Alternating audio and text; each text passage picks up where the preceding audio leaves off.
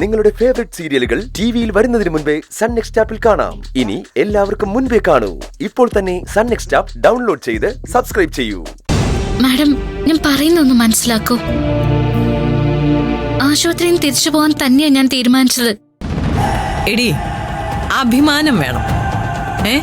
ഇവിടുന്ന് നിന്റെ വീട്ടിലേക്ക് പോയി കഴിഞ്ഞാൽ ഈ സൗകര്യങ്ങളൊന്നും കിട്ടില്ലെന്ന് നീ അങ്ങോട്ട് ആലോചിച്ചു.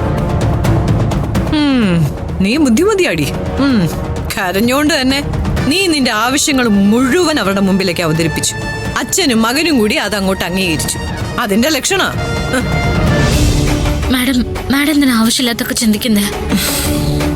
നിങ്ങൾക്കൊപ്പം ഒരു നേരം ഭക്ഷണം കഴിക്കാനിരുന്നാൽ എനിക്ക് എന്ത് നേട്ടാ?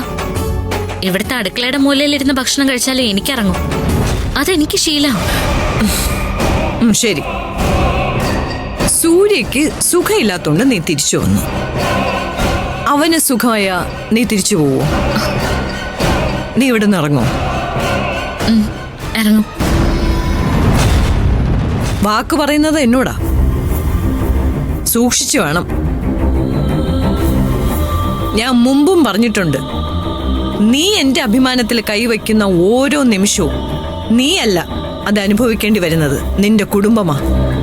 അച്ഛനും അനുജത്തിമാരും മനസമാധാനത്തോട് കഴിയണമെന്ന് നിനക്ക് ആഗ്രഹമുണ്ടെങ്കിൽ അടങ്ങി ഒതുങ്ങി ഒരു ശബ്ദം പോലും ഉണ്ടാക്കാതെ ഇതിനകത്ത് നടന്നോളണം. എന്നിട്ട് സൂര്യക്ക് സുഖമായ അവനോട് പോലും യാത്ര പറയാതെ ഇവിടെ നിന്ന് ഇറങ്ങിപ്പോയിക്കൊള്ളണം. മനസ്സിലായോടി? മനസ്സിലായി. കുറച്ചു ദിവസം കൂടി ഞാൻ നിന്നെ സഹിക്കും.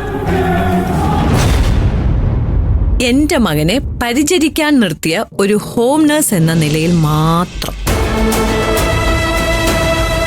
അല്ലാതെ അതിനിടയിൽ എന്തെങ്കിലും വേഷം കെട്ടൽ നീ ശ്രമിച്ച ആയുസ് ഒടുങ്ങുന്നത് വരെ നീ കരയേണ്ടി വരും. എനിക്കും മക്കൾക്കും വേണ്ടി ഞാൻ ഉണ്ടാക്കിയ വീടാ.